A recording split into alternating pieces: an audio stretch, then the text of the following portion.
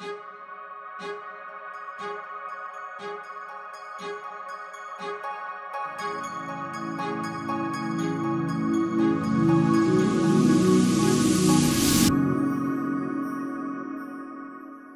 morning and welcome to Kitty Talks. We share inspirational life stories that empower you to create yours.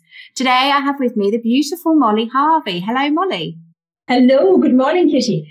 Well, thank you so much for joining us. For those of you that don't know, Molly is a leading authority on leadership and she speaks all over the world.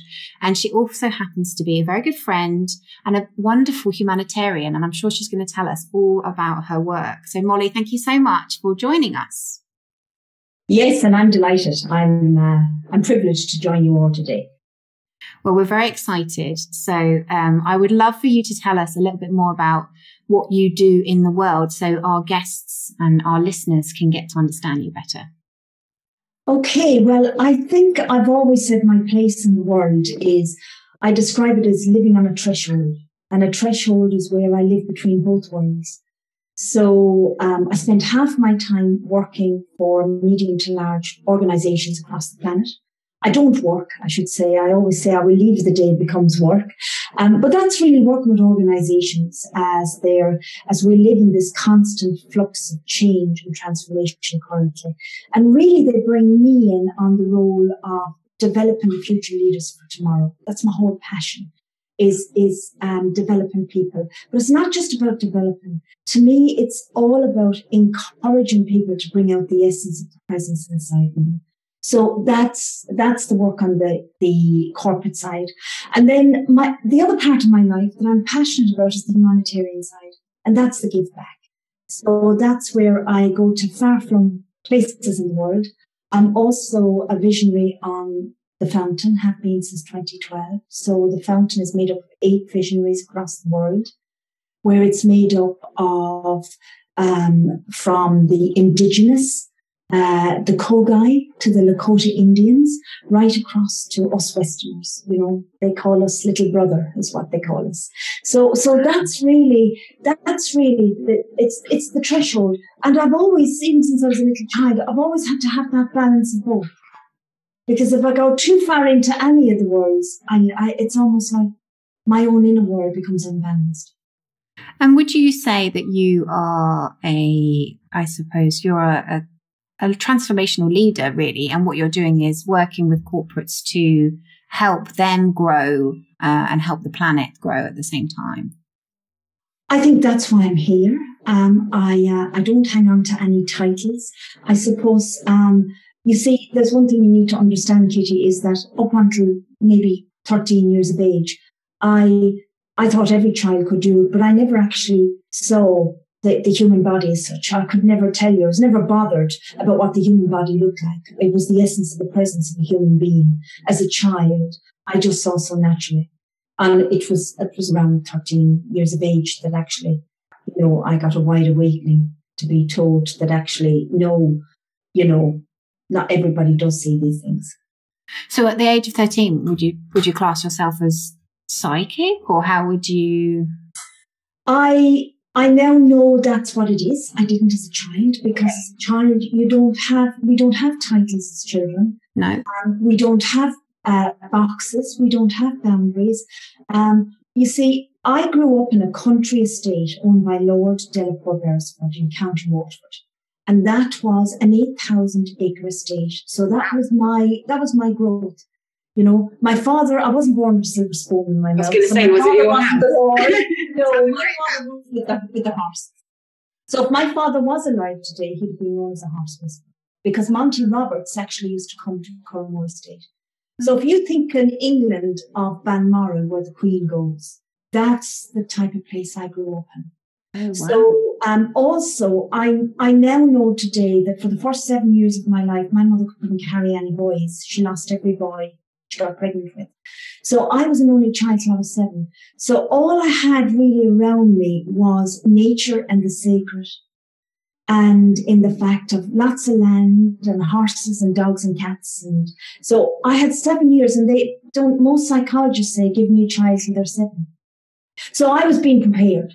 Oh, wow. Yeah, of course. That's my early childhood. That's our like formative years, isn't it? So you were actually being prepared by spirit. Absolutely, Kitty, yeah. That was until 7 years of age. So, I mean, I could understand when I started working with the Kogai and the indigenous and the fountain in 2013. I could understand what they meant when they said they could understand the language of the wind. Wow. Because until I was about 12, 13, I could understand the language of the wind. I could understand the language of nature. But then, of course, as most children put it away even earlier, like at 6 or 7, yeah. I then wrapped it away. I wrapped it away and put that away for many years. And was it just the matter that life took over, or was there a particular? I was sat down by a lady, and my father died when I was 13, 14. That was the first big, huge turning point in my life. In fact, affected the rest of my life. Mm-hmm. But at that transition point, I remember there was a lady that took me aside one day, and she said, she said, people like you years ago would have been burnt at the stake and called witches, she says. What age was this? 13. Well, she said that to you. Wow.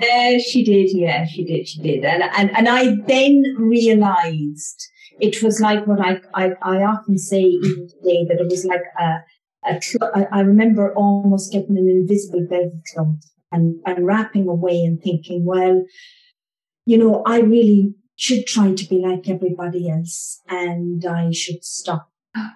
And what had you done to cause her to say that to you? Because I knew things, like I knew the night before my father died, he was going to die. Right.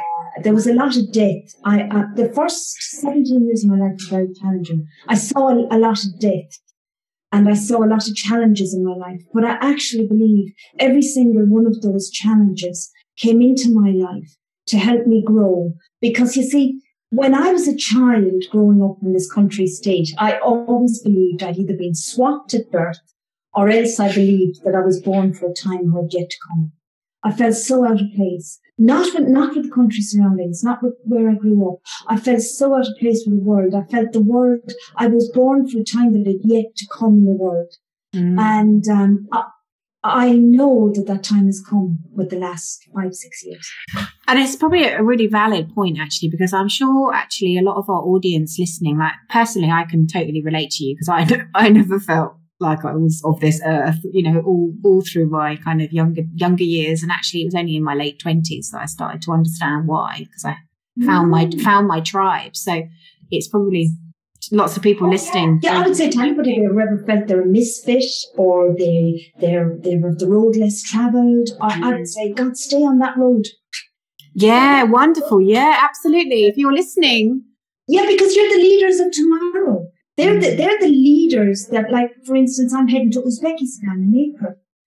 I'm looking forward there to meeting the young men and women of tomorrow who's going to lead the world long after I'm gone, and we're gone and all of us are gone. So they're the ones that are daring to think different, daring to think into the future that's yet to be born. Well, it's a really good advice, Molly, because I'm sure many people who are listening maybe feel like they're different and they don't fit in and they can't understand why, and we're really encouraging people who listen to this to go and explore and discover their passion and make a difference on the planet. So yeah, absolutely. Oh, and your time is coming. And the other thing to never forget is, which I learned at a very, very early age through tragedy and through hardships, was, you have to learn to trust your inner sat-nav. And you have to learn to trust yourself when no one else will believe in you. Because I can believe, I can think back as young as 6 and 7 and 8, when actually I turned my life on the inside. Because I was talking to corporates years and years. Now it's hip and every Tom, Dick and Harry's trying to talk about it everywhere. But I was talking 25 years about, living from the inside out. Because it's the only thing that I ever knew. And when I tried to live from the outside in, it never fitted. My life would go wrong. Crash, burn, everything would go wrong. And that's one of the messages that we want to show our listeners, is actually to follow that little voice. So tell us a little bit more, Molly, because you kind of said that as a child you packed your witchery ways away, which is disappointing. Oh, I did. I packed it away, and I had nothing to do, as I say, with that woo-woo stuff. I used to call it woo-woo, and I didn't for many years. I mean, many life journeys, you have many different points. But I remember coming to England. I came to England to live in 1987. I came in with the hurricane. That says a lot, doesn't it? So, yeah, in with the hurricane to London. And I remember I lived with a beautiful, she was half Jamaican, half Chinese, Annabelle was her name. And, she used to work in Harvey, as I did at the time. I was only on my way, or so I thought. Again, ego. I thought I was on my way to work in the States. I never got there. I ended up, I'm still living in England all those years later. However, I remember one day with Annabelle, she said, I'm going to see the old Chinese man. And I said, who's he? Oh, she said, haven't you heard about the old Chinese man in Covent Garden? And how old were you at this point? Oh, 24. I was totally green. I was what they call Irish green, long skirts. Do you know what I mean? Still needed to kind of awaken in that sense in the world. And she said, I'm going. And I said, I'm not going to do any of that woo stuff. And she said, just come. She said, I'm going in. She said, I'm going. You can sit outside.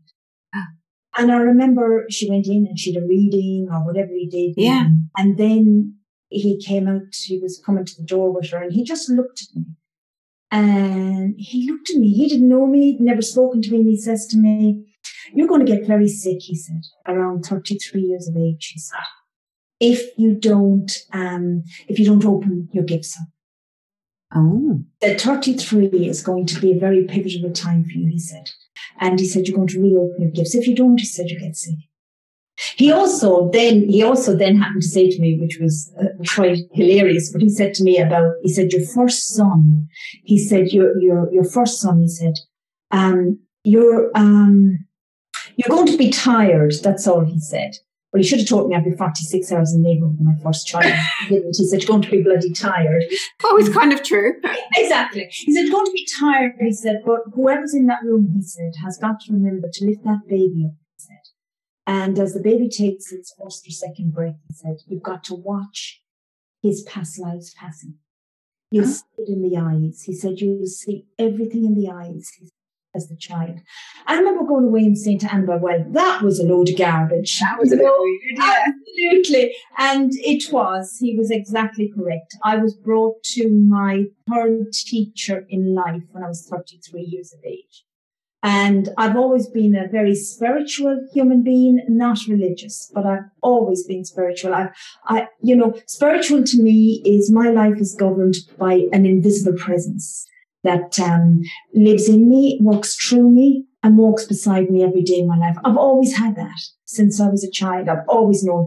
I call that invisible presence consciousness. Yes. So that's what it is to me. But I remember at 33, we had a business consultant who would release some capital on our house in the northwest of England. And we built on a big conservatory along the house. And he just rang me up one day and he said, are you happy with that? I said, God, they're just finished. It's fabulous, blah, blah, blah. And I started telling him a story about my daughter, who was 4 years of age at the time. And I happened to say, gosh, a really strange experience at Christmas. He said, I was getting ready, upstairs, getting ready for guests to come. And my daughter comes up and says, Mummy, there's a man at the door. And I said, it was about 4:10 on Christmas Eve. And I go down the stairs, I open the door, there's nobody at the door. And I'm thinking, oh, the child's seeing things. And I go back upstairs again, start hovering, and she says, Mummy, will you leave the man in at the door? So I go back downstairs, open the door, and in that moment I thought, my God, my daughter can see what I used to see. Yeah. But I wonder who is it? Yeah. And I was studying for the Masters at the time in NLP. And the following day, my tutor rang me and he said, I'm so sorry to ring you. Dave, he said, who you were co-partnering with and working, he said, with your masters, he said, passed away yesterday. He was knocked off his motorbike at 4 o'clock. Ooh. At 4 o'clock, I said, my daughter had me opening the door at 4:05.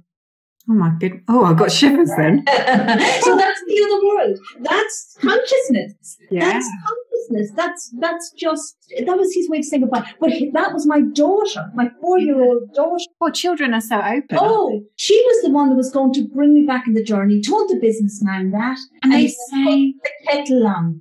Put the kettle on, I want to come around, he says. Yeah. This Savile Row, like Derry, we all know Derry. Yeah. Walks through the door and says, I need to take you to somebody. I said, no, you don't. I'm not going to any of them woo-woos. I haven't for years. He said, I need to take you somewhere. He brought me to, my 3 teachers in life have always been not big talkers. So it's telepathy. And he brought me to a tiny little man called the Reverend Don Faraday, who helped me to re-remember. And I began to open up again. And he's activated you by the sounds of things. Totally, yeah. So that was opening up. Some people call it the woo-woo side. Yeah. Actually coming back to nature and the sea. Coming back to what we all are really at the source. So what were you doing? Obviously motherhood was upon you, and did you start to kind of live a different way? From 33 in my re-remembering years, I started to have a clinic once a month on healing. So that's the other side. Probably you don't even know a lot about.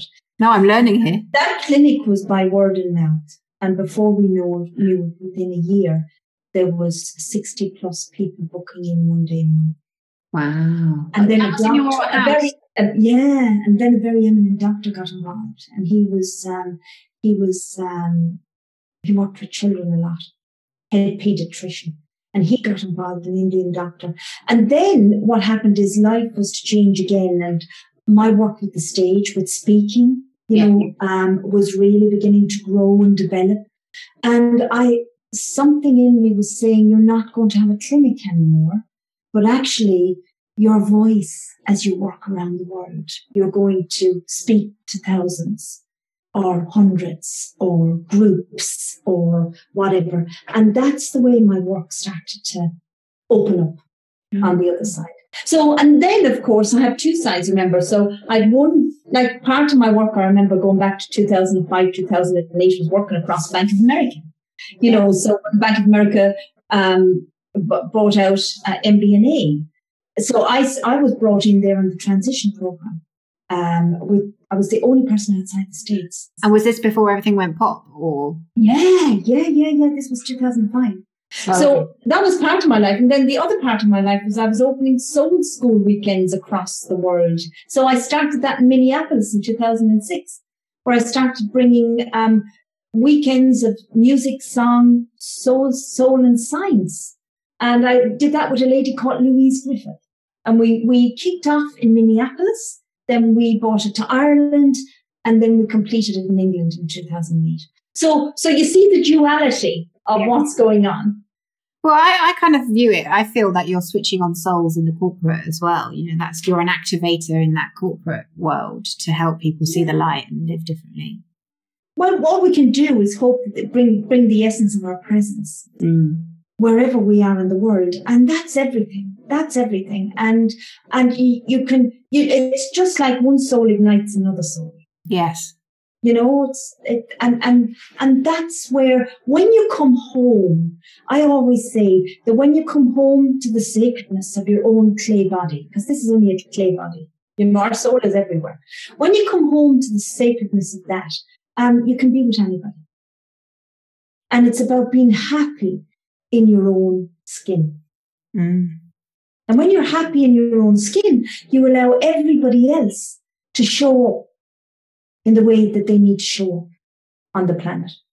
And what advice would you have to people listening? Because a lot of our listeners are budding entrepreneurs. They're listening to our interviews so they can find their way in life. They know they're here for a bigger purpose, for a bigger reason, but they don't quite know how they can contribute. So what advice would you have for them? Very practical advice, because this is the entrepreneurial side, because I've grown the business from an attic bedroom, 2 or 3 businesses. So the first thing you do is you get yourself a notebook. I carry everywhere with me what I call my buddy journal. You get yourself a notebook and you sit down and you think, what don't you want? On the left-hand side of a piece of paper, what do you no longer want in your life? Okay. And then on the right-hand side, you go, well, what do I want?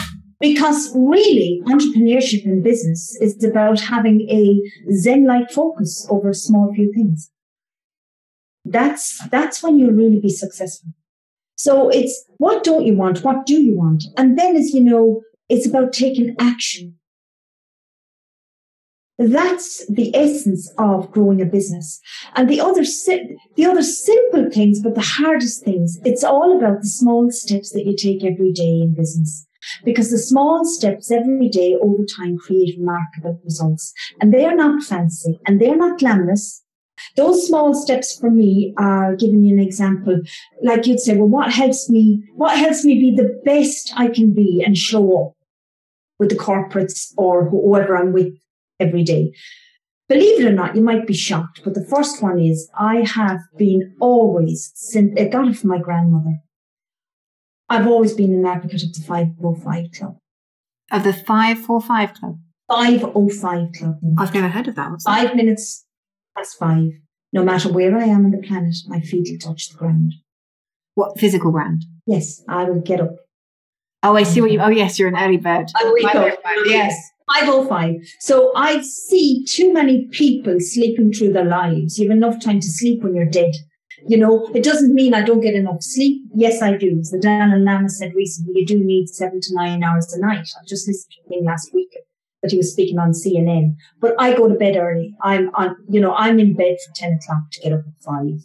Yeah, me too. 5:05. I am. I'm a morning person. Yes.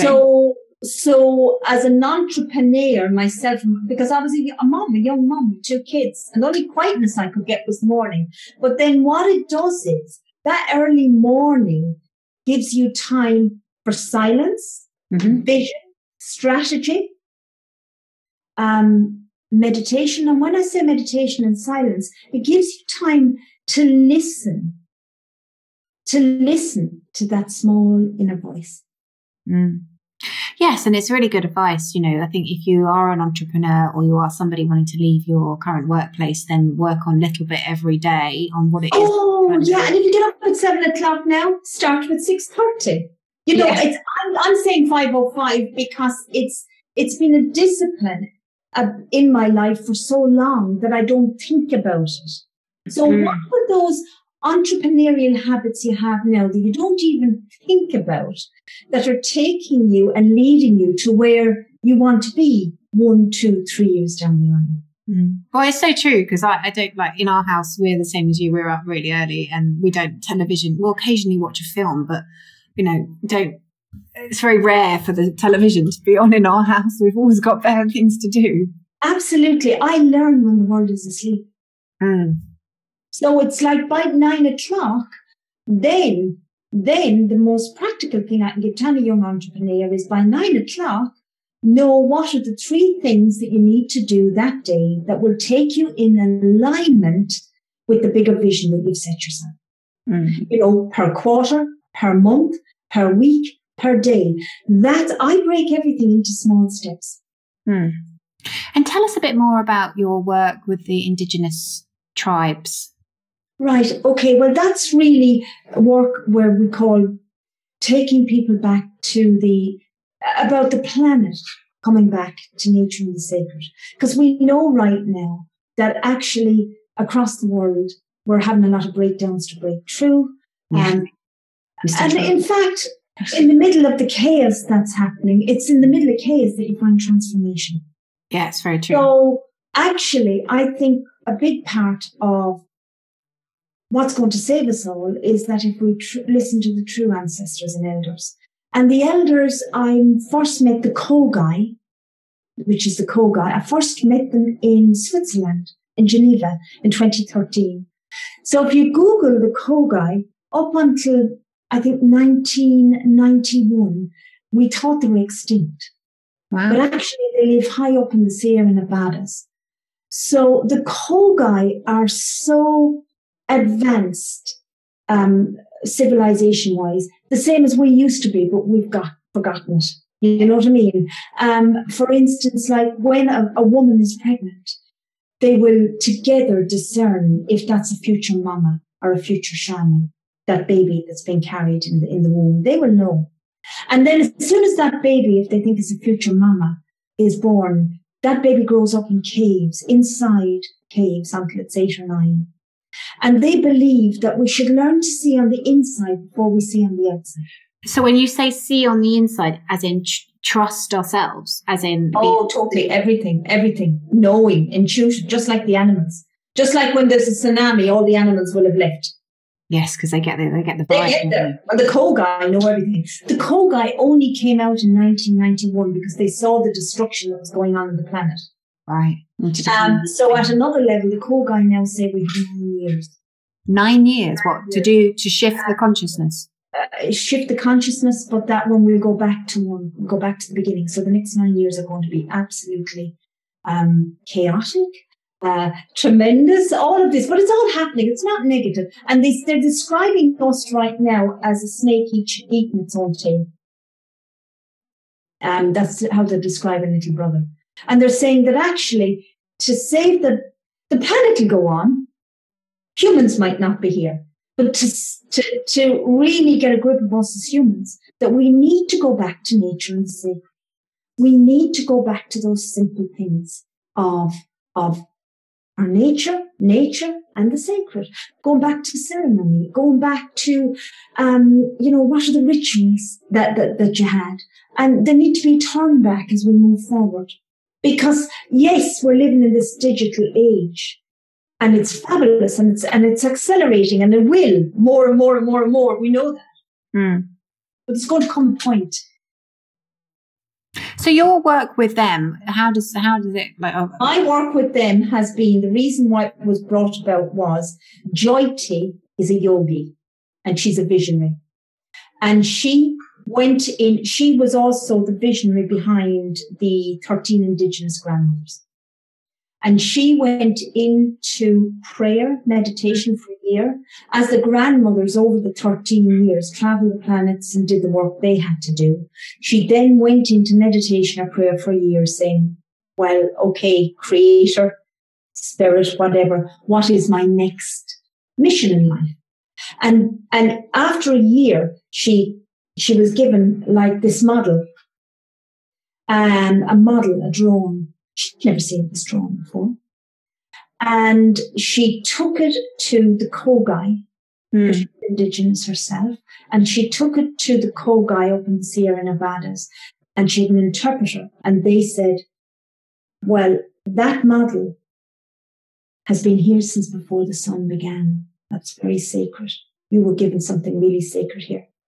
And then she knew she'd go and find 8 visionaries and start what today has been known as a fountain. And then from there, she also had people in America who really, really back her and believe in her visions and her work. And she spoke to one of those entrepreneurs, philanthropists, and the philanthropist wrote a check for $120,000 and said, right, travel the world, go find them. Wow. And really, the fountain, in a nutshell, is all about bringing about the new models. You know, our models, like our models in banking, our models a lot of them are broken. They're false. Governments. Governments, they're broken. You can see it. They're not, and we don't have all the new models yet. So part of the elders, like the ancestors and the elders coming together with Westerners, is to bring about new models. Right. So that's really it in a nutshell. That's some of it. So there's been some amazing projects going on, and a lot I can't talk about.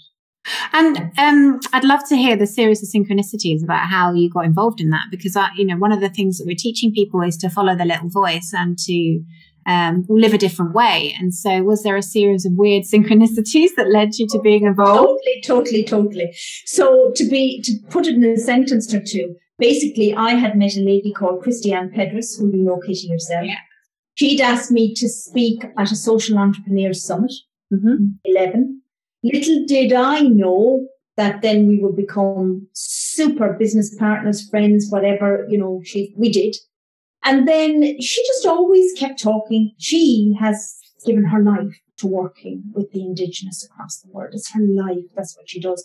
But she always used to say, one day I want to introduce you to Joyty. Never thought anymore. And then I had been with Linda Cruz, who I believe you've also interviewed. Yes, we have. I've been with Linda Cruz on a trip to the to Kathmandu. And we'd gone up to the Himalayas, to a little place called Gambasam.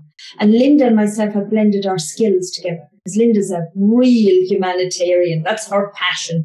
Yes. And she'd asked me to bring the business skills. And she was bringing 4 really strong leaders across the world on this trip.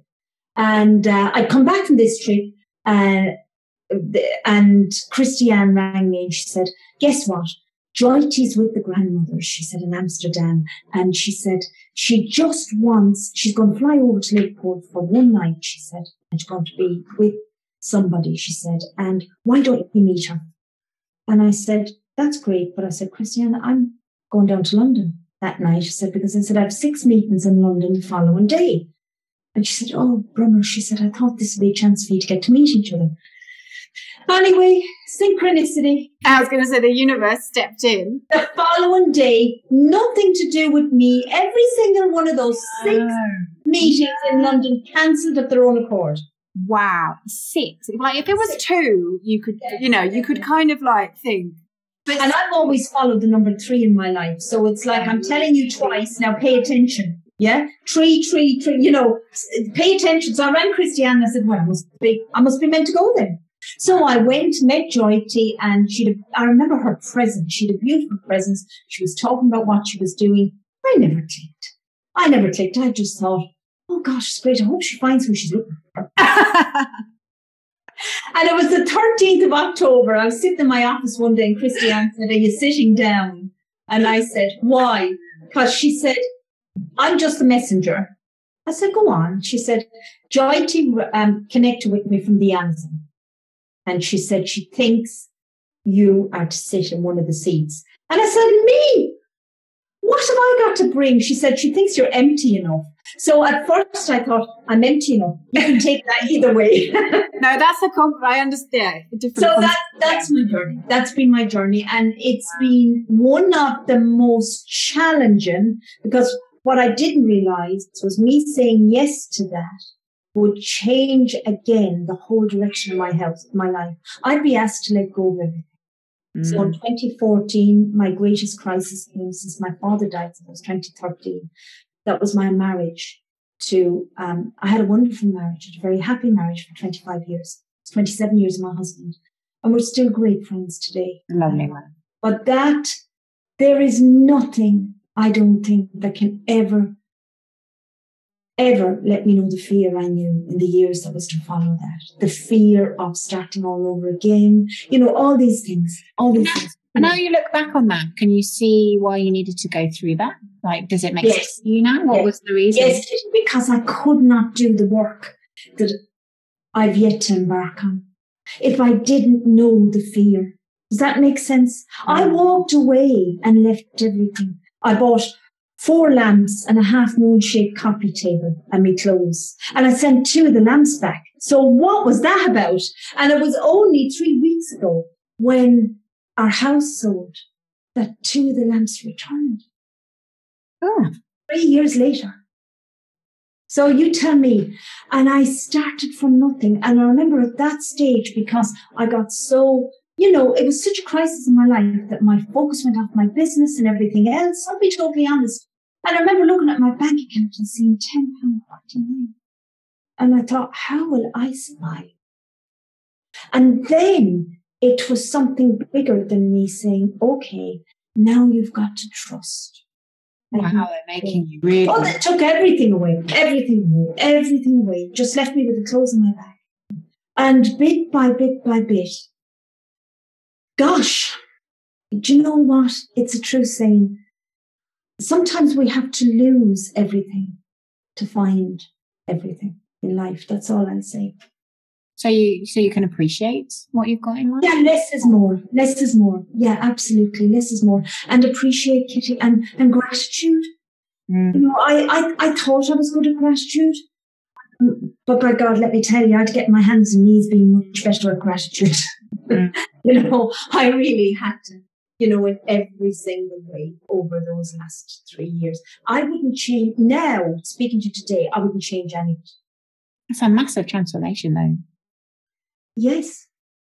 Yes, but sometimes that's what we'll be called to do in our lives. And in fact, I think most of us in our lives, there will be, you look back and there'll be different turning points in your life that you look back at 2 or 3 points in your life and you go, oh my gosh, if that hadn't happened. Yeah.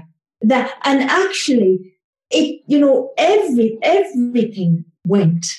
Everything. Mm. And it really taught me to say, we really do. My grandmother used to say to me as a child, she used to say, never forget there's no pockets in a shroud. Never forget there's no pockets in a what? There's no pockets in a shroud. What's a shroud? I take it with a shroud is, when you're buried. They used to bury people in shrouds. Oh. White shrouds. Can't take out. Well, you can't take it with you. I would get so caught up. So actually, being honest, it's been quite liberating for me. It's been very liberating. Very, very liberating. Because I never had. I was always pretty good, but then I was very good because I had nothing except my clothes and 4 lamps and a coffee table. That was it. So I didn't have clutter anymore. Nothing. Yeah. And that you feel that it was leading or showing you that you just had to trust and open up to spirit, basically. Always, totally. Yeah, absolutely. Because you see, your soul will come knocking for you. It'll come knocking for us all. And you see, we can keep closing the door. But one day it'll come knocking, and it won't come knocking, it'll come banging. And it'll bang the door down. And that's what it did with me. It banged the door down. And in my experience of doing these interviews, what I've seen is it's when people are ignoring what they're supposed to be doing. Oh, yeah. And would you say that that's what you were doing? That you weren't listening to what they wanted you to do, so they took everything away? It wasn't. They took everything away. Yeah. Totally everything away. Because it's really interesting, conversation, because people I've been interviewing have been basically saying when they have been ignoring their little voice, when they haven't been listening, when they haven't been listening to the nudges, the intuition, the following, shutting it down almost, the nudges get bigger and bigger and bigger, or sometimes they get smacked over the face. Oh, that happened to me. So I used to say I had a corporate life where I was Molly Harvey, business, corporate, whatever, and I had another life. But actually, what most people are longing to know that I work with, what's your other life? So they wanted you to integrate. What are the things that you do? What are the disciplines? What are the daily disciplines? What are the daily rituals that you didn't talk about on stage? Mm. That's actually what they're really longing for. And I really do genuinely believe we're at a place on the human development or the planet's development that actually what we're talking about now should be mainstream. It's not. I think yes, I think our kids will go back and they'll say years to come, really, Mom? Yeah, it's the only way to live It's the only way. This is what I said. It's like now if you're not living from the inside, it's like you hear, oh God, that's not authentic, or they're not authentic, or she's not authentic. It's totally. There is nowhere to hide in business today.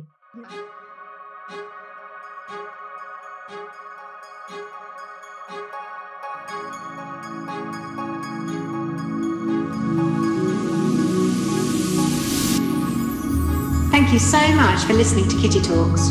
Be sure to head over to our kittytalks.com website and become a member of our exclusive club, and you'll get free interviews and access to our private Facebook group, exclusive webinars and secret success interviews. See you there.